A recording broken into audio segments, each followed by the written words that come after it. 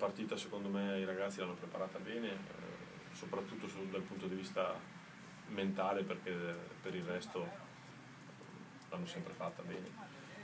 Affrontare la Sampdoria non è semplice perché è comunque una squadra blasonata, è una squadra con giocatori importanti, è una squadra con tradizione importante. Speriamo che ne venga fuori una partita interessante per noi.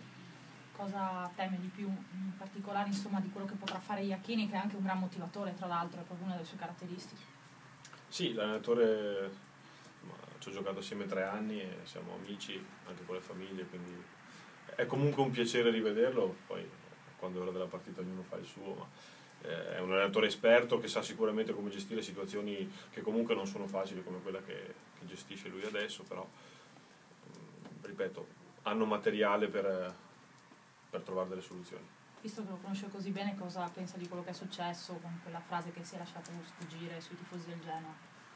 Ma sono cose che non conosco, quindi ho letto che ha risposto di aver ricevuto minacce, quindi sono cose che vanno più sul personale, non le commento perché credo non sia giusto. Padova come sta?